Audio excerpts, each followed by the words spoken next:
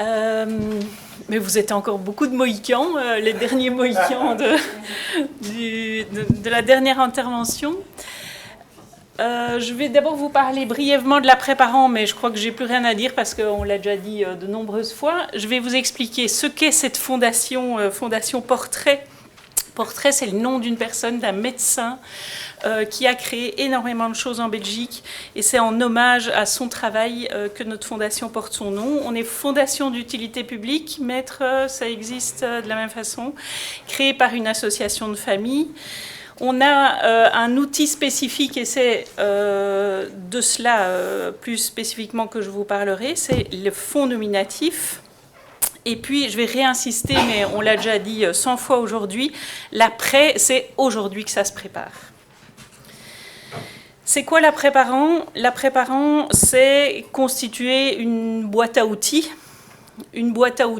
remplie, très individuelle en fait, hein, pour chaque personne, chaque famille, remplie de choses extrêmement variées. C'est préparer le nid parce qu'il y a quelqu'un qui l'a dit déjà aujourd'hui, la première chose dont on s'inquiète quand on réfléchit à la question de l'après-parent, c'est où va vivre mon enfant ou mon filleul ou mon frère ou ma sœur. C'est un petit peu ça, un petit peu se voiler la face parce que c'est extrêmement difficile. Hein. Plusieurs l'ont déjà indiqué, c'est un très très long cheminement. Et réfléchir l'après-parent, il n'y a personne qui a envie d'en parler. Parce que personne n'a envie de parler de sa propre finitude et de ce qui se passera après. Mais donc il faut un petit peu ouvrir les mains et essayer de voir ce qui va se passer après pour le préparer. Parce que si on ne le prépare pas, c'est assurément pas comme on l'imagine que ça se passera. Et c'est donc constituer cette valise. Et donc cette valise, elle est volontairement ouverte parce que moi j'ai un peu un désordre comme dans cette valise. Je mets des choses, et puis je les retire, et puis j'en mets d'autres, et puis je décide de rouler ce qu'il y a dans la valise, je les mets autrement. Eh bien, c'est un petit peu ça, l'après-parent. Est-ce qu'il y a une place, et pour qui, dans cet après-parent ? Pour la famille, pour la fratrie. Il y a quelqu'un qui a dit là tantôt, mais s'il n'y a pas de fratrie ou pas de famille, c'est aussi une question. Et donc, c'est qui va prendre ce relais dans l'après-parent ? C'est cet enfant qui regarde à travers cette barrière, je trouvais très parlante. La famille ou la fratrie regarde entre deux barrières, sans vraiment dire qu'elle regarde, et elle essaye de se projeter vers cette question de l'après-parent. Et puis c'est un peu, c'est toi mais c'est pas moi. C'est aussi ça. Qui va prendre le rôle, comment ? Et puis peut-être qu'on va prendre le rôle ensemble et pas de la même façon. Moi, ce que j'aime bien dire avec les familles que j'accompagne, c'est de dire, en fait, ne demandez pas à votre fils ou à votre fille ou à votre neveu à qui vous souhaitez donner une charge, ne lui dites pas « tu assumeras l'après-parent ». C'est une charge énorme, gigantesque, beaucoup trop lourde et presque ce qu'il risque de faire, c'est partir en Afrique du Sud, en Belgique peut-être, ou très très loin. On rencontre beaucoup de familles comme ça, où l'un ou l'autre enfant part à l'autre bout du monde. Donc le but est de réfléchir et de voir qu'est-ce que vous serez à même de faire. Et donc moi j'essaye de déconstruire avec la famille et de dire en fait on ne va pas lui demander de prendre en charge l'après-parent, mais si ce neveu-là ou ce frère-là téléphone le jour de son anniversaire. Alors bon, au début il me regarde un peu comme voilà. Mais c'est déjà ça. C'est déjà ça si on lui téléphone le jour de l'anniversaire. Et si on organise un dîner le jour de l'anniversaire, ouais, c'est déjà un peu mieux. Et si on a 2 ou 3 personnes qui font ça, voire 12, parce qu'il y a 12 mois dans l'année, si on trouve 12 personnes qui le font une fois par an, eh bien en fait j'ai 12 sorties sur l'année. Et donc, ce que j'essaye de faire en préparant l'après-parent, c'est déconstruire. Et donc on va commencer par des petites choses. Donc si je trouve 12 personnes, ça rejoint un peu ce que j'ai entendu chez un autre intervenant. Donc, si je trouve 12 personnes qui chacun font un coup de fil ou une sortie, eh bien, en fait, j'en ai 12 sur l'année. Et en fait, faire une fois, ben, la personne, elle dira peut-être, mais en fait, moi, je peux faire 2 fois, peut-être même 3 fois, et hop. Voilà. Et donc, de partir à l'envers me semble plus pertinent que de demander la lune. À partir de quand? Voilà.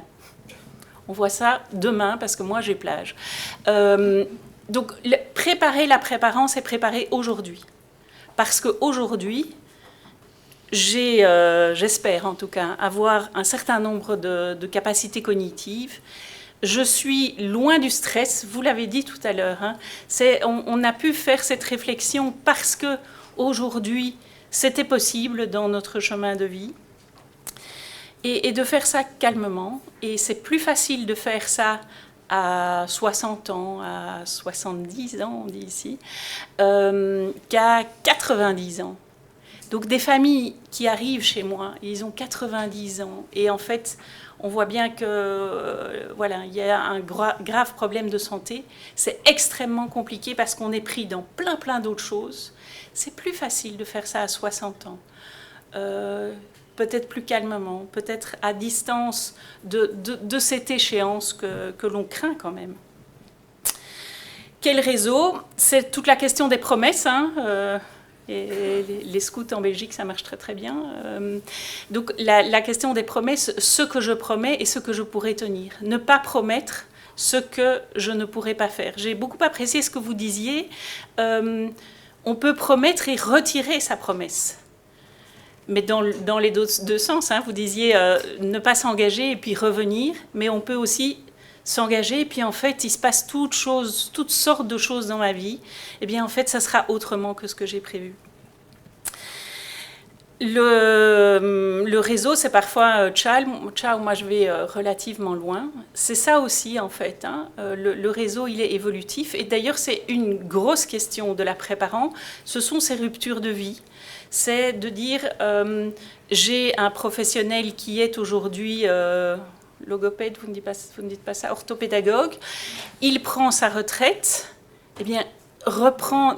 Qui va assurer ce rôle lors de la mise à la pension de cette personne, ou tel membre du réseau quitte ou a une maladie ou n'est plus présent. Le rôle de la préparant, c'est ce suivi sur toute la durée de la personne et c'est de récupérer quand il y a des ruptures de vie. Ça, c'est vraiment une grande responsabilité. Et donc, c'est d'essayer de trouver un rôle pour le réseau à la mesure de ce que chacun peut donner. Si ce n'est pas à la mesure, je pense que ça ne fonctionnera pas. Ça se prépare avec qui? J'aime bien montrer cette image parce que les familles qui vous trouvent, qui trouvent un interlocuteur en quel ils ont confiance, ils vont dire « Mais Madame Verbis, la Fondation Portrait, elle va faire ça, elle va faire ça, elle va faire ça, elle va faire ça. » Mais que ce soit pour nous ou pour le frère ou pour le cousin. Et en fait, quand on a toutes ces casquettes, mais en fait, on s'écroule complètement, c'est beaucoup trop. Et donc, non seulement c'est beaucoup trop, mais je suis convaincue que ce n'est pas pertinent. Au début de la journée, je parlais avec l'un de vous de la question de la tutelle. Est-ce que vous faites la tutelle? Donc nous, non, la Fondation Portrait, même si juridiquement on a la capacité juridique de faire la tutelle, nous on appelle ça l'administration de biens, mais c'est la même chose, des personnes dont on a la responsabilité, on choisit volontairement de nommer un tuteur extérieur à nous. Pourquoi? Parce que ça nous semble plus pertinent d'ouvrir le réseau de la personne. Il y aura un tuteur qui sera peut-être un membre de la famille ou un professionnel, et il y aura nous, et il y aura le voisin, le cousin, la voisine de palier, le frère, et c'est ensemble qu'on pourra se constituer ce réseau, et ça nous semble 10 millions de fois plus pertinent, parce qu'on peut s'interpeller l'un l'autre, et on sera, je pense, meilleur. Notre fondation, donc, on a été créé par une association de famille qui s'appelle Inclusion. C'est Madame Portrait qui est un médecin spécialiste et qui avait elle-même un fils en situation de handicap qui a créé des centaines de services. Et elle est à l'origine de cette association de famille qui s'appelle Inclusion. Madame Portrait, elle-même, était une personne hors du commun, mais pour son propre fils, elle n'a pas su mettre en place les questions d'après-parents. Et donc, en parlant avec son successeur dans cette association de famille, ils se sont rendus compte qu'en fait, Madame Portrait, avec toutes ses qualités, n'avait pas su le faire. Il fallait que l'association de famille reprenne cette réflexion et créer une fondation qui donc a porté son nom, la Fondation Portrait. C'est à ce moment-là qu'on a créé aussi, que cette association de famille a créé aussi Madras, dont on vous a parlé tout à l'heure. On est nés tous de la même association. Et donc l'intérêt de créer ça dans une association de famille, c'est qu'on crée pour ses propres enfants, mais aussi pour d'autres. Et donc cette réflexion de solidarité nous semble intéressante. La Fondation Portrait, on a deux grandes orientations. Ici, on fait très bref. La première qui est vraiment quelque chose de l'ordre de la prévoyance. Une famille vient pour son enfant réfléchir l'avenir de son enfant lorsque les parents ne seront plus là, avec l'outil principal qui est les fonds nominatifs, mais tout un panel de conseils et d'informations qu'on peut offrir. Dans un deuxième volet, on est plutôt de l'ordre de la solidarité avec des fonds qui sont liés à des actions solidaires. Ces questions-là, on les a entendues plusieurs fois, mais c'est vraiment ce qui est à l'origine de notre fondation. Que va devenir mon fils, ma fille, mon neveu, mon filleul, mon petit-fils, puisqu'on a quand même un certain nombre maintenant de grands-parents qui viennent vers nous, qu'est-ce qu'il va devenir après mon décès ? Par qui et comment on va susciter cette qualité de vie lorsque moi je ne serai plus là. Et puis comment on va le financer. Et donc quand on dit comment on va le financer, ce n'est pas seulement que l'argent soit disponible, mais que l'argent soit effectivement mis au service de cette qualité de vie. On a, je vous ai dit, tout un volet d'informations et de conseils avec des petites vidéos sur ce que nous on appelle, je vous ai dit, l'administration de biens, qui est donc la tutelle, sur les successions, sur l'après-parent. On réfléchit beaucoup les successions. J'entends que vous êtes très disponible pour votre clientèle, mais les notaires n'ont pas toujours ce temps et cette énergie, et donc on essaye de décortiquer à l'avance les questions pour que les clients et les familles puissent arriver chez leur notaire en ayant déjà un petit peu décanté, et puis le notaire va réfléchir avec eux, peut-être un peu autrement, mais on aura déjà pris un temps en amont. Tout ce qui est les protections juridiques, l'après-parent, je vois qu'on a les mêmes images. Et puis un petit dessin qui est le jour où je n'y serai plus, pas dessin, une petite brochure. Et donc la spécificité de cette brochure, c'est qu'elle est en deux petits livrets. Un premier qui concerne l'aidant proche, donc le parent, qui va y indiquer ce qui est pertinent pour lui, et puis un deuxième carnet qui concerne ce qui est important pour la personne en situation de handicap et qui va, on espère, le suivre. Qu'est-ce qu'il aime goûter, de quoi il a peur, c'était quoi les étapes de sa vie, quels sont les médecins qui le suivent, etc. Donc c'est un petit carnet qui peut le suivre avec un ensemble d'informations. On a fait tout un travail sur les successions, casse-tête ou opportunité, avec un petit document qui reprend un certain nombre de règles relatives à la réflexion de sa succession. La conclusion simple, c'est aller voir votre notaire et il faut faire un testament dans quasi l'intégralité des situations, notamment prévoir ce legs des résiduaux dont Maître parlait tout à l'heure. Donc c'est cette petite brochure qui est téléchargeable sur notre site. Et grosso modo, les règles, elles sont à peu près les mêmes en France et en Belgique. On a des actions de solidarité, je vais aller vite. Je vous ai dit qu'une des premières questions de l'après-parent, c'est le lieu de vie. Et donc dans ce cadre-là, on a développé des habitats inclusifs solidaires, donc des alternatives au lieu de vie institutionnel. On a quelques habitats inclusifs solidaires de ce type-là, avec un développement qui est relativement important parce que c'est une vraie demande. On a des fonds spécifiques sur l'autisme, sur des financements pour les personnes en situation de handicap et financièrement précarisées. C'est le pendant en fait des fonds nominatifs. Donc les fonds nominatifs, c'est des familles pour leurs enfants, mais bien sûr, toutes les familles n'ont pas la capacité de créer ça. Et donc on a un fonds financé uniquement par des donateurs et des sponsors qui est le fonds Étincelle. Et puis un fonds Auxilia, je vais passer brièvement. Mais la préparant, c'est vraiment un cheminement. On l'a dit beaucoup de fois aujourd'hui, mais c'est la réalité.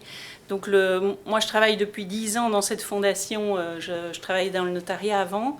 Et il y a des familles que j'ai vues au tout début quand je suis arrivée et qui reviennent maintenant. Beaucoup de familles arrivent et puis ils me disent oui, je viens pour des infos à Madame Verbist, mais c'est pour plus tard. Oui, peut-être. Mais plus tard, c'est aujourd'hui qu'on le prépare. Mais ça nécessite un vrai cheminement. Et je crois que ça fait partie de notre travail d'accepter de respecter ce cheminement de chacun. Il y a toute une série de choses qui doivent être prévues donc, dans le cadre de ce cheminement, mais dès aujourd'hui. Et la principale question, c'est qu'est-ce que moi, comme parent, je fais pour mon enfant? Et donc, c'est ces choses-là que je devrais faire mettre en place par d'autres. En fait, elle se résume simplement à ça, la question de l'après-parent. Aujourd'hui, je conduis mon fils ou ma fille chez le médecin spécialiste cardio une fois par an. Eh bien, ça, qui va le faire? Et donc, c'est de refaire ce listing de tout ce que je fais et puis qui le fera. La question de la capacité juridique, le lieu de vie, les rentrées financières, voilà, ces questions-là, elles sont relativement simples.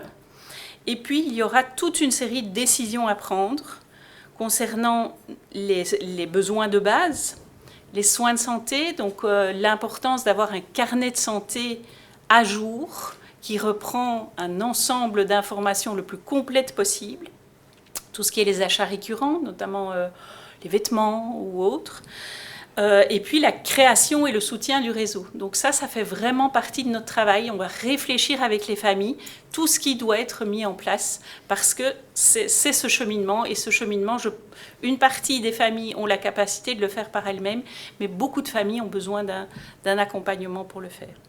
Mais c'est aussi les questions d'argent de poche ou les petits plus en fait. Qui est-ce qui va veiller à ce que ces petits plus de la vie soient mis en place pour mon enfant ? Et souvent, on aide aussi dans la question du testament. Les fonds nominatifs, j'ai encore 5 minutes. Super. Les fonds nominatifs, c'est, donc on entend fonds, des avoirs financiers, mais c'est surtout et d'abord une question de discussion avec les familles. Discussion sur c'est quoi en fait l'après-parent? Qu'est-ce que je veux mettre en place pour la qualité de vie de mon fils ou de ma fille?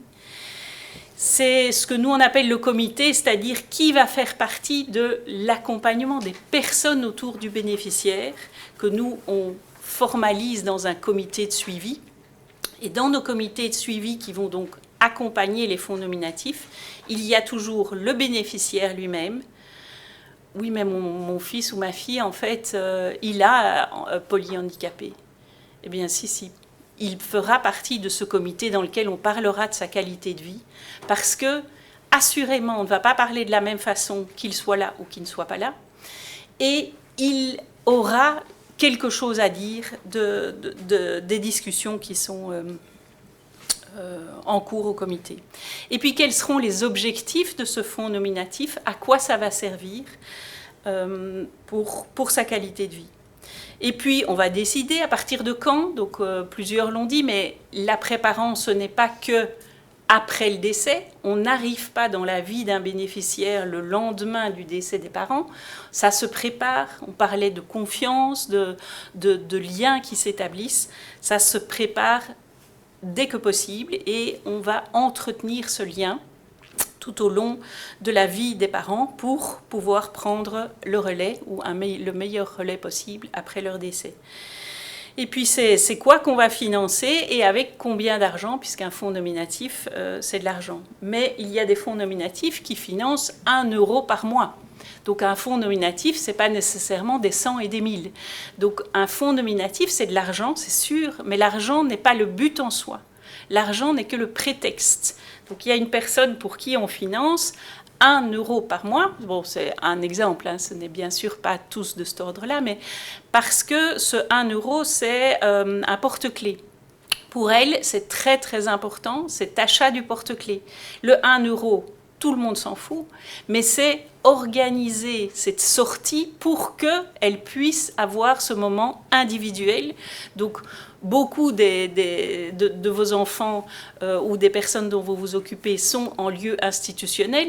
Avoir une sortie individuelle pour aller acheter, comme dans l'exemple, le porte-clés, c'est ça qui est intéressant. Ce n'est pas le 1 euro à la sortie, c'est tout ce qui est mis en place pour que cette qualité de vie, elle soit organisée, on espère, la meilleure possible. Et puis, c'est susciter cette qualité de vie pendant toute la vie de la personne. Et donc, ce sont des finances qui seront mises au service de la qualité de vie. Et donc, la qualité de vie, c'est différent pour chacun de vous, mais chacun de nos bénéficiaires, assurément. Pour certains, c'est des vacances. Pour d'autres, ça sera financé des séances en piscine, des massages. C'est de fêter un anniversaire, de veiller à ce qu'il y ait des personnes qui viennent autour du bénéficiaire. C'est de prévoir des trajets pour retourner en famille ou au contraire pour que les familles puissent venir voir le bénéficiaire. C'est l'aménagement du logement. Mais quand je dis l'aménagement du logement, c'est aussi veiller à ce que quelqu'un vienne de façon régulière dans le logement pour dire mais en fait, non, ici tout est nickel, mais c'est vraiment très sale les rideaux. Mais en fait, quand on est dans l'institution, on ne le voit plus. C'est pas de la mauvaise volonté de l'éducateur, c'est qu'on ne le voit plus. Quand on voit tous les jours la même chose, on ne le voit plus. L'intérêt d'avoir une structure du type de la nôtre qui vient tous les X, c'est de dire, mais attends, en fait c'est sale. Ah ben oui, c'est sale, en fait, on va le remplacer. Et nous, on a les fonds pour, on ne doit pas demander au juge de paix ou autre. On voit, on met en place, on organise et on essaye en tout cas que ce soit mis en place. Et donc c'est aussi tout ce qui est soins de bien-être, pédicure, massage, hypothérapie, soins personnels, de sexualité aussi. Quelques exemples. C'est aménager des balades, donc simplement des balades. Donc veiller à ce qu'il y ait quelqu'un qui vienne chercher Marie et fasse des sorties avec elle pour aller balader. Parce qu'on sait que dans les institutions, il n'y a pas nécessairement le personnel pour faire des sorties individuelles, mais pour cette personne-là, qu'il y ait un accompagnateur rémunéré pour faire cette sortie. S'il est bénévole, tant mieux. Mais les bénévoles, on ne les trouve pas toujours et pas toujours sur du long terme comme on le souhaiterait. Donc parfois ça va être le frère ou la sœur qui va faire cette sortie, ou comme dans votre exemple vous aviez quelqu'un qui s'engageait à aller faire les sorties, mais sinon ça sera une personne rémunérée qui va faire cet accompagnement. Ça peut être de financer des choses dans l'institution, parce que financer la qualité de vie de la personne, c'est aussi veiller à ce que son lieu de vie, soit son cadre de vie, soit le meilleur possible. Donc un certain nombre de financements vont concerner la personne individuelle, comme les balades là, pour Marie, mais d'autres vont être plus de l'ordre du soutien à l'institution. Donc des ateliers musicaux, par exemple, on en a financé l'année passée un certain nombre dans des institutions. La personne individuellement aime la musique. Il n'est pas possible, pour toutes sortes de motifs pour l'institution, d'organiser et de financer ça. Eh bien, par son fonds nominatif individuel, on va financer les ateliers musicaux dans son institution. Ça peut être donc des aménagements de la chambre, l'aménagement d'une salle bien-être, hein, on appelle ça la salle snoezelen, c'est le même terme chez vous, dans le lieu de vie. Là, on est dans des montants évidemment plus importants que l'exemple du 1 euro. Hein. Pour l'anniversaire de Nicolas, c'est l'idée, chaque année, en fait, à l'occasion de son anniversaire, ses cousins se rassemblent et le fonds nominatif va financer un week-end pour Nicolas et pour des cousins à lui. C'est une façon de renouer des liens, c'est une façon pour Nicolas de recréer des liens quand il revoit sa famille, et pour les cousins, de créer des liens avec lui. C'est des sorties resto pour Alain, parce que lui, voilà, il adore ça, il est hyper sociable en plus. Les noms sont factices.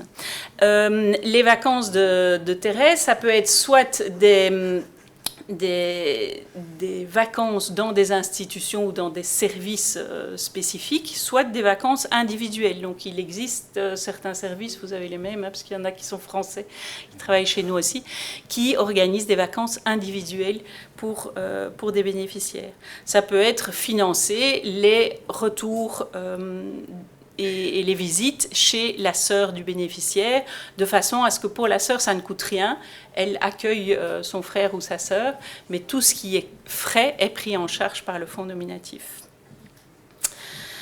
Quelques exemples. Donc, c'est par exemple Madame Petit qui a un fils, et donc elle s'interroge, est-ce qu'il faut une protection judiciaire ou pas pour mon fils? Comment va s'organiser ma succession et comment est-ce que je peux préparer ça?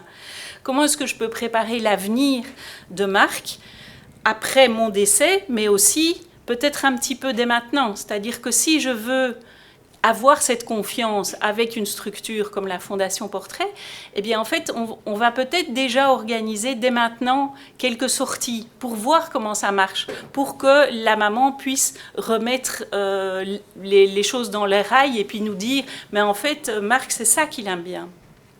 Dans d'autres situations où il y a une famille qui est peut-être un petit peu plus large, ça peut être de réfléchir où est-ce qu'il va habiter, quelles seront ses activités sur le long terme, y compris quand il prendra de l'âge. Quel sera le rôle de la fratrie?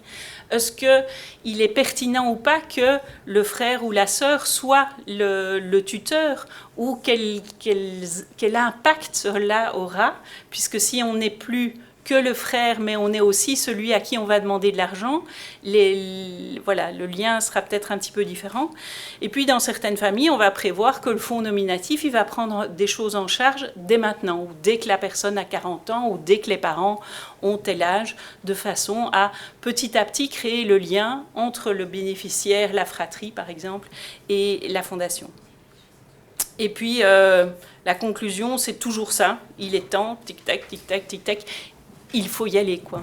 Il faut mettre des choses en place. Et c'est votre exemple que vous disiez, dans 5 ans, donc ça, j'aime bien dire, donc il y a des familles pour qui ça va plus vite, mais en tout cas de dire, eh bien, moi je ne recontacte jamais, hein, je ne suis pas marchand de tapis, mais je dis, en tout cas dans 5 ans, il faut que vous ayez mis des choses en place, peut-être dans 6 mois ou dans 1 an.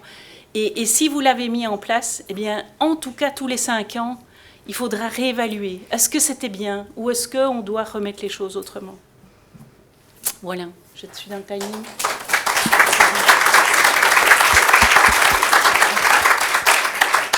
Merci, bravo pour cette présentation. On va vous garder encore peut-être le temps d'une ou deux questions. S'il y a. S'il n'y a pas, c'est que c'était complet et clair. Est-ce que vous, enfin certainement, vous avez une idée du nombre de personnes qui souscrivent à ce dispositif? Les fonds nominatifs, on en a 85. Ah oui, ouais. Donc c'est hyper individualisé. Hein. Oui, on l'a compris, oui. C'est extrêmement individualisé. Une personne n'est pas l'autre, son lieu de vie n'est pas le même. Et donc on fait toujours appel à des personnels extérieurs. Nous, on est une toute petite équipe, on est 5. On est une toute petite équipe, on est 5. Et on fait appel chaque fois à un logopède externe, mais de telle zone. La Belgique est toute petite, mais quand même. On essaye de trouver une personne qui est sur Charleroi ou sur Mons. On va trouver un accompagnateur qui va faire des sorties pour celui-là. Mais c'est peut-être pas la même personne qui va aller au resto. Celui qui aime aller au Quick ou celui qui aime aller au resto étoilé, il va pas avoir le même accompagnateur. Celui qui est plutôt dans l'échange verbal et celui qui sera plus dans l'échange sensoriel n'auront peut-être pas besoin du même accompagnateur. Donc il y a un énorme temps de recherche et de matching entre l'accompagnateur et le bénéficiaire. Moi, j'aurais aimé savoir comment vous intervenez dans les institutions aussi, si j'ai bien compris. À domicile, en institution. Oui. En institution, comment se passe l'organisation, entre l'institution, votre prestation. Comment c'est vécu? Comment c'est vécu? Par exemple, vous faites des ateliers de musique dans une institution pour un résident. Comment ça se pratique en pratique? Alors, au début, c'est pas toujours facile, hein, parce que la perception de l'institution est parfois de dire, mais en fait, nous, on fait tout très bien. Je ne discute pas la prise en charge par l'institution, mais c'est de dire, en fait, vous n'avez peut-être pas les outils et les finances pour mettre ça en place. Et donc, on va réfléchir ensemble, avec vous, institution, ce qui est pertinent. Ce monsieur aime la musique, qu'est-ce qu'on peut mettre en place qui ne va pas perturber votre fonctionnement, mais qui, au contraire, va vous soutenir.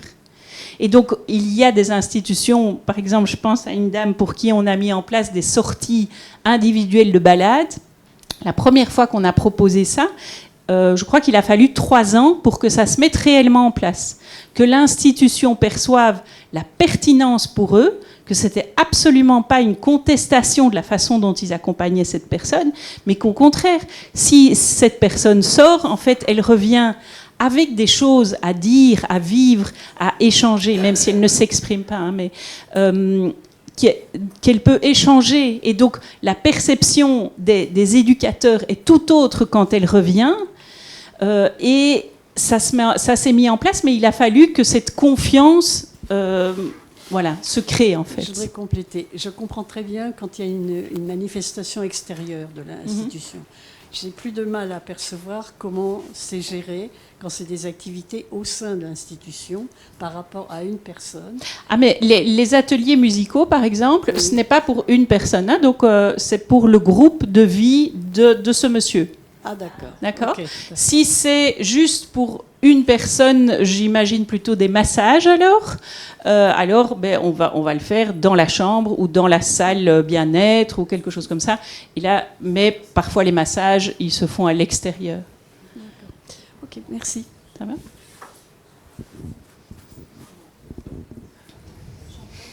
D'autres questions ? Madame, ici. Moi, je voudrais comprendre, est-ce que le dispositif, vous dites que la personne en fait partie. Si je comprends, le fonds nominatif, on le crée au départ dans un but qui est un peu son objectif. Mais est-ce que, imaginons que les parents y mettent en place quelque chose et 15 ans après, on peut le changer en fait? Oui. Donc la vie est évolutive, hein, oui. Par hypothèse. Et donc les parents vont réfléchir avec nous mais ce à quoi a priori va servir le fonds, mais entre un fonds qui est réfléchi pour un bénéficiaire qui a 40 ans et le jour où il a 70 ans, par hypothèse, ses besoins ne sont pas les mêmes. J'ai en tête un monsieur pour lequel le fonds nominatif a été créé dans le cadre des vacances, c'est-à-dire que le juge de paix avait refusé le paiement de vacances complémentaires pour le monsieur. Le juge de paix avait dit « Moi, je ne pars en vacances qu'une fois par an. Vous comprenez que lui ne va pas partir 3 fois en vacances par an. » Bref, peu importe. Et donc, la maman était complètement furieuse, évidemment, et se retourne vers nous en disant « Moi, je veux être sûre qu'après mon décès, mon fils puisse aller 3 fois en vacances par an. » Elle dépose de l'argent à cet effet-là. Madame décède entre-temps et... une des années, monsieur a des troubles de comportement relativement importants et plus aucune association ne l'accepte pour faire des vacances. Mais bon, moi, mon fonds nominatif, il sert à ça. Et donc, on a mis en place, avec l'institution dans laquelle il est, un suivi psy pour voir quel était le problème, en fait. Quand il partait à l'institution, il n'y avait pas de problème. Mais quand il partait en vacances, alors qu'en fait, il avait envie de ses vacances, ça ne fonctionnait pas. Donc, pendant 18 mois, on n'a plus payé les vacances, on a payé un suivi psy. Et puis, après, maintenant, on repaye des vacances.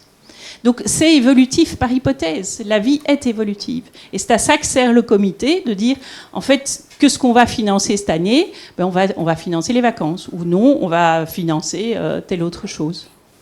Et du coup, quelle est la part de décision qui revient aux bénéficiaires, à la personne? Donc, c'est une décision collégiale entre le bénéficiaire, les membres du comité qui sont choisis par les parents et un membre de la Fondation Portrait. Donc la Fondation Portrait est toujours minoritaire dans la décision.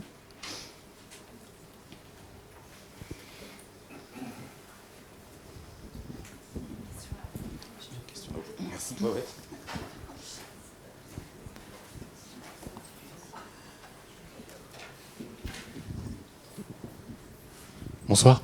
J'ai une question par rapport au financement. Vous disiez que la mère dont vous venez de parler avait mis de l'argent pour les vacances. Je voulais savoir combien mettaient au pot les parents, combien la Fondation Portrait, comment c'était fait. Oui. Donc les fonds nominatifs, je m'excuse, hein, c'est très court comme intervention. Les fonds nominatifs, c'est des fonds mis par des familles pour leurs enfants. D'accord ? Pardon ? Exclusivement. Enfin, exclusivement. Les familles et leur réseau. C'est-à-dire que ça peut être le grand-parent, des amis, mais c'est les familles. Les familles versent l'argent de leur vivant ou à l'occasion de leur décès dans le cadre d'un testament. Cet argent arrive à la Fondation Portrait, affecté au bien-être de la personne. Donc nous, on appelle ça fonds nominatif, Marilus Verbist, quoi, s'il est censé soutenir ma qualité de vie. Le reste de votre question ? Si nous, on mettait de l'argent, non. Nous, on ne met pas de l'argent. Donc, on utilise cet argent pour financer les activités. Les montants dont on parle, c'est extrêmement varié. Il faut considérer qu'un fonds nominatif va servir pendant toute la vie de la personne. Donc, en gros, hein, je caricature, une durée de vie après le décès des parents, c'est de l'ordre de 20 à 30 ans. Donc, si on considère qu'1 millier d'euros est un montant plus ou moins raisonnable, il faut 25 à 30 000 euros. 5 000 euros ne nous donnera pas, en tout cas, ce type d'objectif-là. On peut prévoir un objectif spécifique, mais pas. Donc, la moyenne des fonds nominatifs, c'est de l'ordre de 40 000 euros, ce qui reste des montants très, très raisonnables. Je vous ai dit, nous, on est créé par une association de famille.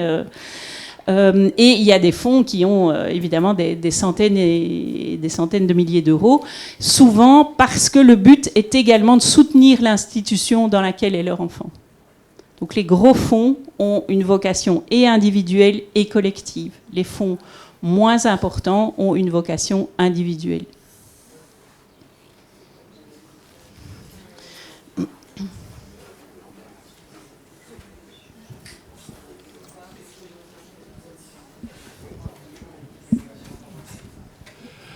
Oui, c'est votre fondation qui gère les fonds, si je comprends bien.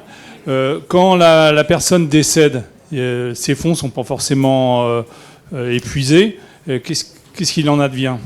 Donc c'est prévu dans une convention avec les familles.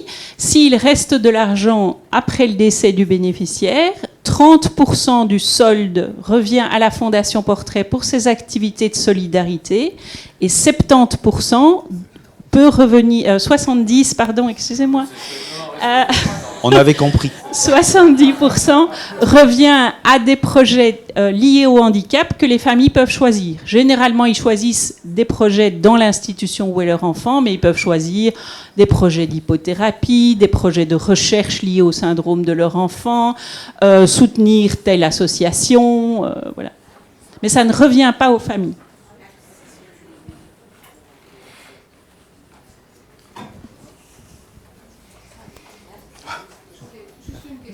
Une question très courte. Je voulais savoir si en France il y avait une telle association.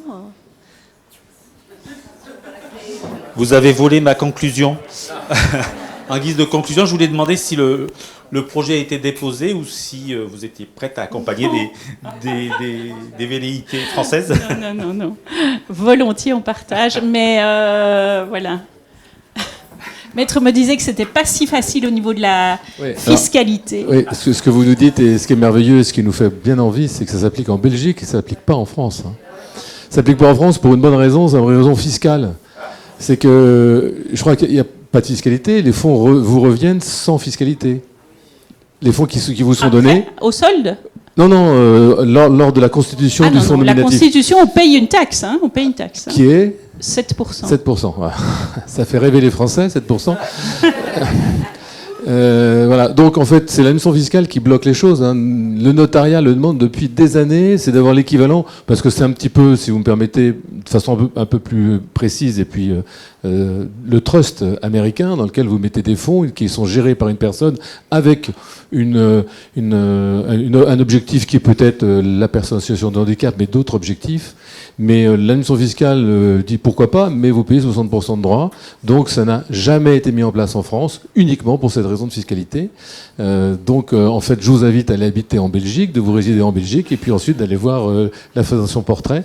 Moi, ça me fait rêver, c'est magnifique. Alors on peut, le notaire qui est en face de vous, on peut essayer de monter des choses comme ça, mais c'est plutôt de l'ordre de l'usine à gaz. On peut faire des sociétés civiles de gestion de portefeuille, dans lequel vous affectez une partie de votre patrimoine dans une société de gestion, avec un gérant, qui peut être une personne aussi compétente que madame, et avec comme objectif, et c'est prévu dans les statuts, de dire ces fonds seront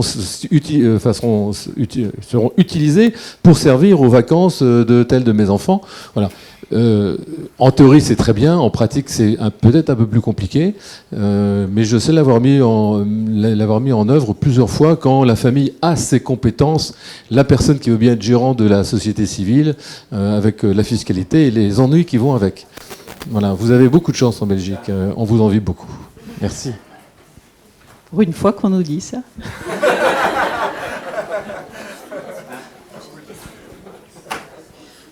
Moi, j'ai une question plutôt sur votre métier et celui alors tout à l'heure, dans la présentation de Suzy, c'est les référents après parents qui étaient inspirés de Madras, mais voilà. Et du coup, est-ce que ça constitue un métier en soi? Quelles sont les compétences requises pour pratiquer ce métier? Est-ce qu'il y a une formation qui est mise en place, etc.? Non, et il n'existe que notre fondation en Belgique qui fait ça. Les compétences, l'écoute, certainement. Moi, j'ai des compétences juridiques, puisque j'ai fait le notariat. Mes collègues ont d'autres compétences, financières, commerciales. Voilà. Donc c'est de l'écoute, mais je crois comme tout le monde ici. Hein. Du temps. Et en fait, j'ai la chance de travailler dans une fondation d'utilité publique où le temps que je passe ne doit pas être rentabilisé. C'est absolument non rentable, hein, mon travail. Non rentable financièrement, hein, entendons-nous. Bien, merci Madame Verbiste. Avec merci plaisir. d'être venue jusqu'à nous pour cette belle expérience.